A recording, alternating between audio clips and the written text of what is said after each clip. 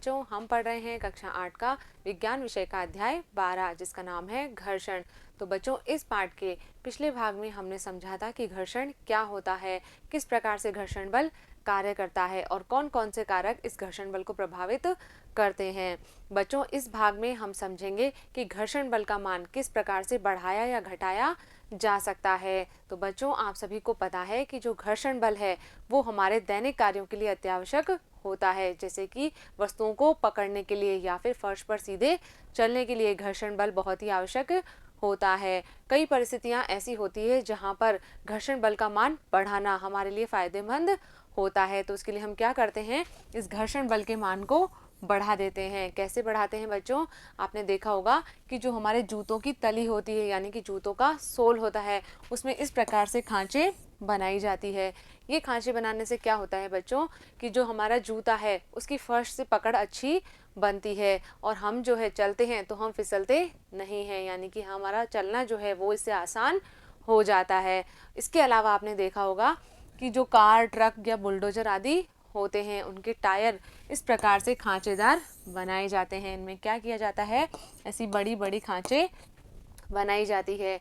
ये खांचे बनाने से क्या होता है कि जो टायर होता है उसके क्या होती है, सड़क से पकड़ अच्छी बनती है, यानी कि वाहन जो है वो सड़क पर आराम से चल सकता है। इसके अलावा बच्चों, आपने देखा होगा कि जो साइकिल होती है या फिर जो स्वचालित वाहन होते हैं उनमें जो ब्रेक लगाए जाते हैं उनमें ब्रेक पैडों का प्रयोग किया जाता है। ये भी हम क्यों कर रहे हैं, ताकि घर्षण बल का मान अधिक हो जाए और जैसे ही हम ब्रेक लगाएं तो हमारा वाहन आसानी से रुक जाए। इसके अलावा क्या होता है बच्चों, जो कबड्डी के खिलाड़ी होते हैं जब वो अपना खेल शुरू करते हैं तो क्या करते हैं, अपने हाथों पर अच्छे से मिट्टी रगड़ लेते हैं। क्यों रगड़ते हैं वो, ताकि घर्षण बल का मान अधिक हो जाए। बच्चों, जो कबड्डी का खेल होता है उसमें क्या करते हैं, एक टीम के खिलाड़ी मिलकर क्या करते हैं, दूसरी टीम के खिलाड़ी को पकड़ते हैं, यानी कि अपने प्रतिद्वंदी को उनको कसकर पकड़ना होता है। तो जब वो अपने हाथों पर मिट्टी लगा लेते हैं तो क्या होता है, उससे घर्षण बल का मान बढ़ जाता है और जो सामने वाला खिलाड़ी है वो उनके हाथों से आसानी से नहीं छूट पाता है।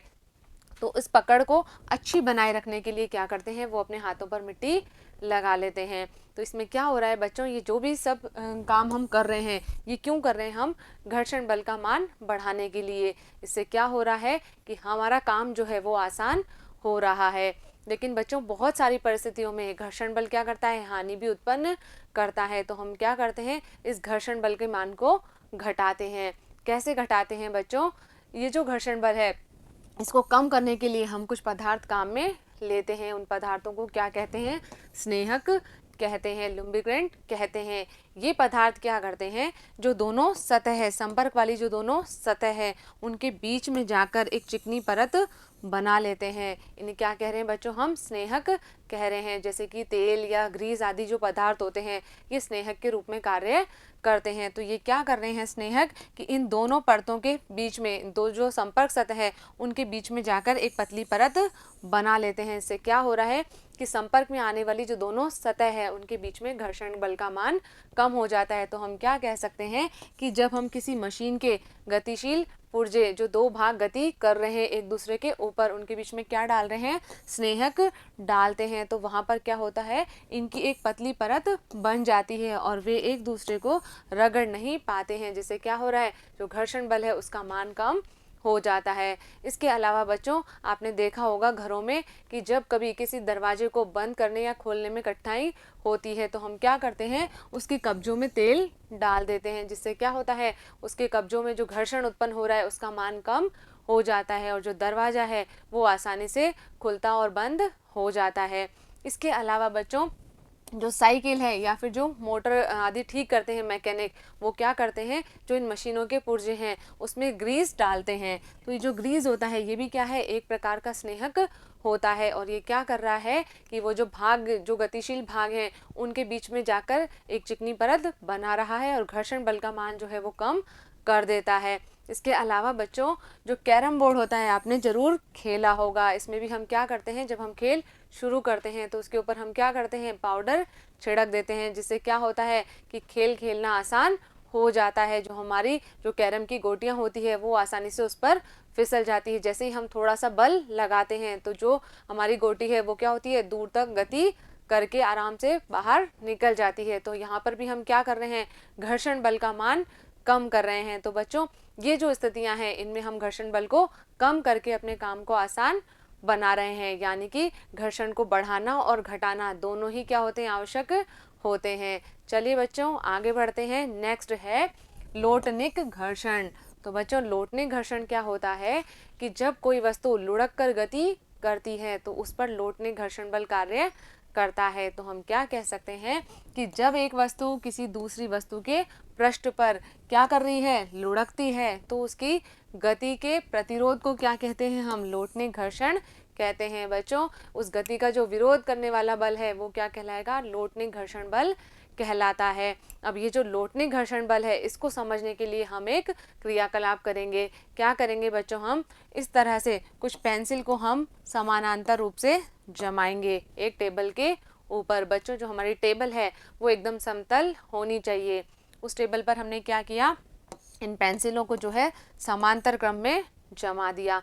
उसके ऊपर हम क्या कर रहे हैं, एक उस पर हम एक मोटी पुस्तक, भारी पुस्तक रख रहे हैं। हमने तीनों पेंसिलों को जमा दिया और उसके ऊपर हमने एक पुस्तक रख दी। अब क्या करेंगे, हम अपने हाथ से उस पुस्तक को सरकाने का प्रयास करेंगे। जैसे पुस्तक आगे बढ़ेगी तो क्या होगा, ये जो पेंसिल है ये लुढ़केगी, यानी कि गोल गोल घूमेगी और लुढ़क कर जो है ये आगे बढ़ेगी। और बच्चों जब आप इसको सरकाएंगे तो आप ये अनुभव करेंगे कि इस समय हमें बल कम लगाना पड़ रहा है, जबकि हम पुस्तक को यदि सीधे ही सरकाएंगे तो हमें बल जो है अधिक लगाना पड़ेगा। ऐसा क्यों करना पड़ रहा है हमें, क्योंकि यहाँ पर कौन सी गति हो रही है, यहाँ पर लोटनिक गति हो रही है। और बच्चों यहाँ पर जो इसको रोकने वाला बल है वो है लोटनिक घर्षण बल। और बच्चों हमने पढ़ा था कि जो लोटनिक घर्षण बल होता है उसका मान सर्पी घर्षण की तुलना में कम होता है। तो यहाँ पर क्या होगा कि जो पुस्तक गतिशील होगी और पेंसिल क्या होगी, लुढ़केगी। तो ये क्या कर रही है, लोटनिक गति कर रही है और यहाँ पर लोटनिक घर्षण बल लग रहा है। तो हम क्या कह सकते हैं बच्चों कि किसी वस्तु को दूसरी वस्तु पर सरकाने की तुलना में क्या करना आसान होता है, लोटन करना आसान होता है। और इसका प्रयोग हम कहाँ करते हैं, आपने देखा होगा कि जो बड़ी बड़ी अटैची होती है या भारी सामान होते हैं उनमें क्या किया जाता है, पहिए लगा दिए जाते हैं, तो उसको खींचना आसान हो जाता है, ज़्यादा सुविधाजनक हो जाता है। क्यों हो रहा है, क्योंकि उसमें क्या लगे हैं, पहिए लगे हैं। और इन पहियों में क्या हो रहा है, लोटन गति होती है और लोटनिक घर्षण का मान जो है वो कम होता है। और इसी के साथ साथ जो लोटनिक घर्षण बल होता है वो सर्पी घर्षण बल से कम होता है, हमें पता है। तो जो मशीनें होती हैं उनमें क्या करते हैं, जो सर्पण घर्षण बल है यानी कि सर्पी घर्षण बल है उसको हम बॉल बियरिंग की सहायता से किसमें परिवर्तित कर देते हैं, लोटनिक घर्षण बल में। यानी कि हमने इस तरह से जो है इसमें गोल गोल बॉल बियरिंग का इस्तेमाल किया है मशीनों में, पंखों आदि में। उससे क्या हो रहा है कि जो सर्पी घर्षण बल है वो किस में प्रतिस्थापित हो गया है, लोटनिक घर्षण बल में प्रतिस्थापित हो गया है। तो इससे क्या हो रहा है, घर्षण बल का मान कम हो जाता है। तो बच्चों ये हो गया लोटनिक घर्षण बल। चलिए आगे बढ़ते हैं।